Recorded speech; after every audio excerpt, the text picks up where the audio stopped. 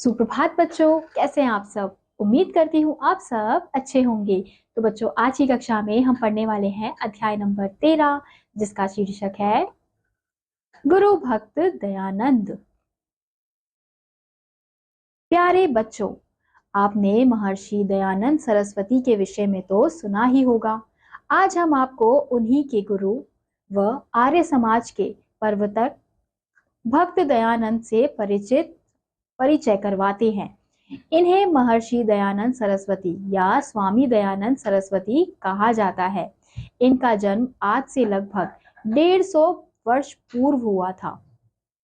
आज संपूर्ण भारत इनका उपकार मानता है, क्योंकि महर्षि दयानंद ने भारत को स्वतंत्रता का मार्ग दिखाया था। तो बच्चों, हम इस अध्याय में किसके बारे में पढ़ने वाले हैं? महर्षि गुरु दयानंद के बारे में पढ़ने वाले हैं। और बच्चों, इन्होंने ही क्या किया था? इन्होंने ही स्वतंत्रता का मार्ग दिखाया था भारत को। कई लोगों के जीवन में कुछ ऐसी बातें हुआ करती हैं जो कि उन्हें साधारण मनुष्य से काफी ऊंचा उठा देती है। महर्षि दयानंद में भी अनेक ऐसे गुण थे जिनसे वे लोगों की श्रद्धा के पात्र बने। तो बच्चों, बहुत लोग ऐसे होते हैं जो जीवन में कुछ ऐसी बातें कर जाते हैं जो साधारण मनुष्यों में काफी ऊंचा होता है। तो महर्षि दयानंद में भी ऐसे ही कुछ गुण थे जिनसे वे लोगों की श्रद्धा के पात्र बने थे। दयानंद के गुरु स्वामी विरजानंद थे। वे मथुरा में रहते थे। दयानंद उनके साथ रहकर ही उनसे शिक्षा लेते थे। स्वामी विरजानंद थे तो अंधे लेकिन प्रचाचक्षु थे, अर्थात उनकी बुद्धि ही उनकी आंखें थी। दयानंद बड़ी श्रद्धा और भक्ति से उनसे शिक्षा ग्रहण करते और उतनी ही भक्ति से गुरुजी की सेवा भी करते थे। दयानंद गुरुजी के साथ जहाँ रहते थे वहाँ की साफ सफाई का भी वह विशेष ध्यान रखते थे। तो बच्चों, दयानंद जी के जो गुरु थे, जो स्वामी थे विरजानंद, वो क्या थे? वो अंधे थे, लेकिन उनकी जो प्रजा चक्षु थी वो क्या थी? उनकी आंखें जो थी वो उनकी बुद्धि थी। तो दयानंद जो थे वो बड़ी श्रद्धा और भक्ति से उनसे शिक्षा ग्रहण करते थे और उतनी ही भक्ति से गुरुजी की सेवा भी करते थे। तो दयानंद गुरुजी के साथ जहाँ रहते थे वहाँ की साफ सफाई का भी विशेष ध्यान रखते थे। स्वामी विरजानंद जी बड़े क्रोधी स्वभाव के थे। वे कभी कभी दयानंद जी को सोटी से पीट भी देते थे, परंतु दयानंद इस बात का कभी बुरा नहीं मानते थे। एक बार दयानंद जी ने कुटिया को बुहारा और कूड़ा एक तरफ इकट्ठा कर दिया, जिसके बाद वे किसी और काम में लग गए और उन्हें कूड़े का ध्यान नहीं रहा। इसी बीच स्वामी विरजानंद जी कहीं से आए और उनका पैर कूड़े पर जा पड़ा। उन्हें दयानंद पर बहुत क्रोध आया। क्रोध में आकर उन्होंने दयानंद को जोर से लात मार दिया। इस पर दयानंद बोले, मेरा शरीर तो तपस्या के कारण कठोर हो चुका है, मुझे मारने से आपके कोमल चरणों को बहुत कष्ट हुआ होगा। यह कहकर दयानंद गुरुजी के चरण दबाने लगे। तो स्वामी विरजानंद जो थे वो बच्चों बहुत ही क्रोधी स्वभाव के थे, यानी कि उन्हें बहुत ज्यादा जल्दी गुस्सा आ जाता था। तो वे कभी कभी दयानंद जी को सोटी से भी मार देते थे, परंतु दयानंद कभी भी इस बात का बुरा नहीं मानते थे। तो एक बार दयानंद जी ने कुटिया को बुहारा और कूड़ा एक तरफ इकट्ठा कर दिया था। तो इसके बाद किसी काम के लिए वो चले गए थे, तो उन्होंने कूड़े का ध्यान नहीं आया। तो उन्होंने क्या किया? इसी बीच उनके स्वामी जो हैं वो विरजानंद आ रहे होते हैं, तो उनका जो पैर है वो कूड़े में पड़ जाता है। तो ये देखकर उनको बहुत ज्यादा दयानंद जी पे गुस्सा आता है। तो वो क्रोध में आकर दयानंद जी को लात मारते हैं। तो दयानंद जी इस पर बोलते हैं कि मेरा जो शरीर है वो तपस्या के कारण कठोर हो चुका है, तो मुझे मारने से आपके जो कोमल पैर हैं, आपके जो कोमल चरण हैं, उनको बहुत ज्यादा कष्ट पहुंचा होगा। तो ये कहकर दयानंद गुरु जी के चरणों को दबाने लगते हैं।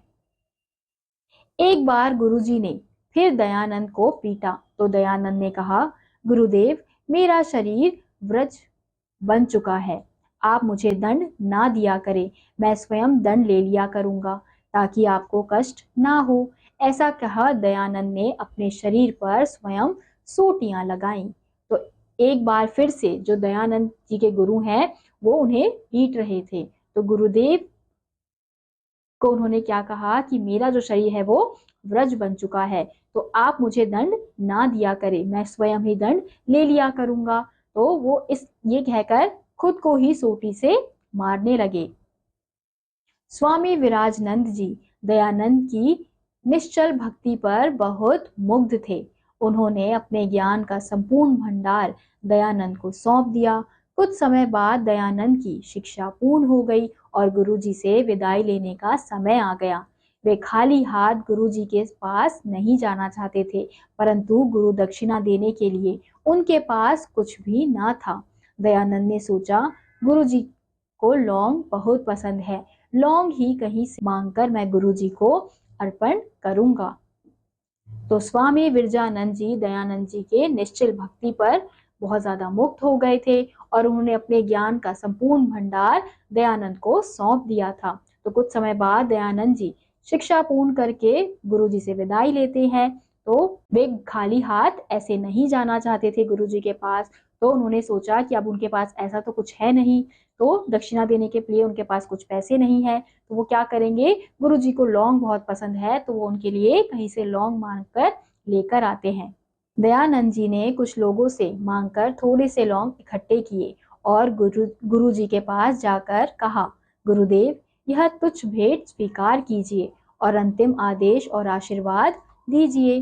तो दयानंद जी क्या करते हैं, कहीं से लौंग मांग कर लेकर आते हैं और उसे इकट्ठा करते हैं और फिर गुरुजी के पास ले जाते हैं और क्या कहते हैं कि ये जो तुच्छ भेंट है इसे आप स्वीकार कीजिए और मुझे अंतिम आदेश और आशीर्वाद दीजिए। फिर गुरुजी बोले, बेटा मैं तुमसे लौंग की भेंट नहीं चाहता, मैं चाहता हूँ कि जो शिक्षा तुमने मुझसे प्राप्त की है उसे सफल बनाओ। बेटा संसार में अंधकार फैला हुआ है, तुम उसे हटाओ, यही मेरी इच्छा है, यही मेरी गुरु दक्षिणा होगी, भगवान तुम्हें सफलता दे। दयानंद ने गुरु के चरणों में सिर झुकाया और आशीर्वाद लेकर संसार की सेवा करने के लिए चल पड़े। गुरु की आज्ञा का पालन करते हुए स्वामी जी ने अपना सारा जीवन मानव सेवा में अर्पण कर दिया। उन्होंने भारत के लोगों को जागृत किया और स्वतंत्रता का पाठ पढ़ाया। उनकी प्रेरणा से लोगों में नई चेतना का विकास हुआ और भारत के लोगों में स्वतंत्रता की लहर दौड़ गई। यही कारण है कि आज भी भारतवासी उनका नाम आदर और सम्मान के साथ लेते हैं। तो बच्चों, जो उनके गुरुजी हैं वो उनको क्या कहते हैं अंत में कि मैं तुमसे ये लौंग की भेंट नहीं लूंगा, मैं चाहता हूँ जो शिक्षा मैंने तुम्हें दी है वही शिक्षा को तुम और ज्यादा फैलाओ, यानी कि और सफल बनाओ और लोगों तक पहुंचाओ और संसार की सेवा करो, और यही मेरी गुरु दक्षिणा है। तो गुरु की आज्ञा का वो पालन हमेशा से जीवन भर करने लगे और जीवन में पूरे मानव सेवा पे अर्पण हो गए। उन्होंने भारत के लोगों को जागृत किया, स्वतंत्रता का पाठ पढ़ाया। तो बच्चों, इसलिए कहा जाता है कि मनुष्य को क्रोध नहीं करना चाहिए, हमेशा शांत स्वभाव में रहना चाहिए। तो इसी के साथ आज का यह अध्याय यहीं समाप्त होता है। उम्मीद करती हूँ आपको यह अध्याय समझ आया होगा। मैं आपसे मिलूंगी अगली कक्षा में, तब तक के लिए आप सभी बच्चे खुश रहिए और पढ़ते रहिए। बाय।